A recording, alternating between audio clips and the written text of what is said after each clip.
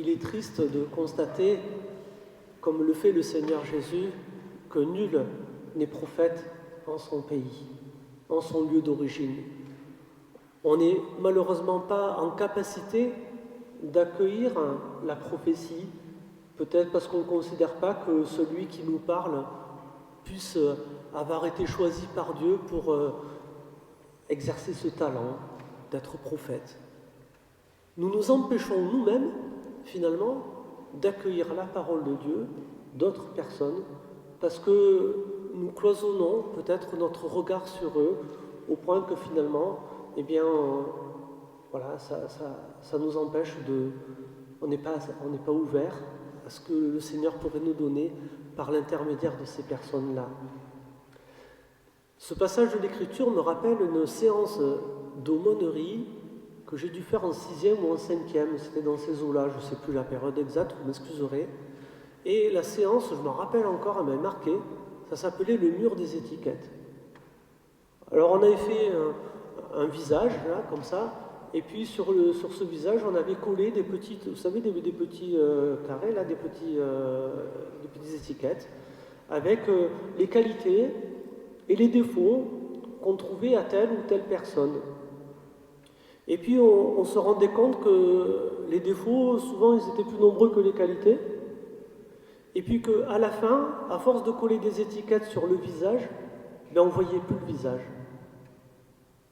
Et vous voyez, les étiquettes, ça formait une espèce de mur, à force d'en rajouter comme ça, puis après, ben, on ne voit plus. On ne voit plus le visage de la personne en face. Et ça nous avait interpellés en disant, mais est-ce que vous pensez que c'est bien de faire ça? Et on s'est rendu compte que non, les étiquettes, ça peut nous empêcher de voir. C'est un petit peu ce qui se passe pour Jésus. N'est-il pas de Nazareth? C'est le fils de Joseph, un charpentier. Comment peut-il être prophète, ce type? C'est pas possible. Vous voyez, on lui a collé des étiquettes. Fils de Joseph, charpentier, Nazareth. Que peut-il sortir de bon de Nazareth? Une autre question qu'on se pose dans la Bible.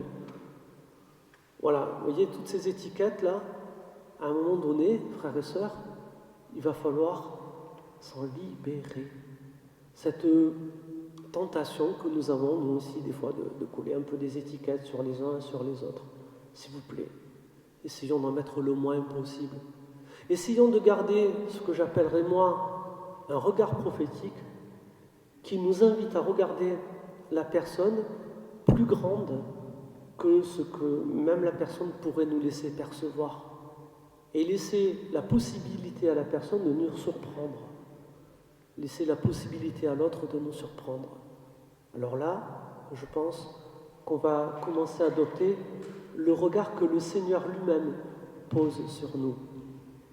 Vous savez bien que le Seigneur, lui, ne nous regarde pas en nous enfermant sur des trucs sociaux, sur nos apparences, sur nos qualités, sur nos défauts. Lui, il nous regarde et il nous aime tels que nous sommes, et tout ce qu'on est. Et ça nous fait arriver justement à cette proposition de Paul, de l'amour. Et finalement, ce qui va peut-être nous empêcher de coller trop rapidement des étiquettes sur les visages des autres, c'est justement d'avoir un minimum d'estime de l'autre, un minimum de respect, un minimum d'amour, d'amitié, peu importe comment on décline l'amour à ce niveau. Et vous avez vu comment Paul va insister sur l'importance de l'amour pour lui-même, dans son propre ministère, comment cet amour c'est vraiment vital, et que sans l'amour, il ne va rien faire de constructif, rien faire de bon. Cela nous rappelle à nous aussi eh bien, que nous sommes appelés à vivre dans cette dynamique de l'amour. J'aimerais vous raconter une petite histoire, puisque nous avons entendu ce texte, et vous savez que c'est un texte qui revient souvent pour les mariages, peut-être a-t-il été lu au vôtre de mariage, hein, on l'entend souvent. Dans 80% des cas, c'est le texte qui est choisi.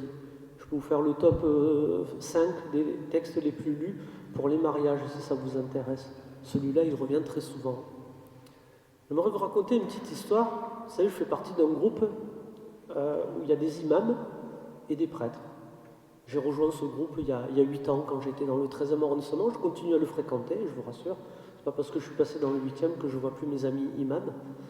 Et à l'occasion d'une de nos rencontres, il y a un imam qui s'appelle Azedine, qui était à côté de moi là, et à la fin de la rencontre, il nous dit comme ça: attendez, j'ai célébré un mariage là, et il y a une femme, elle était catholique, elle m'a passé un texte, il est trop beau, il faut que je vous le lise.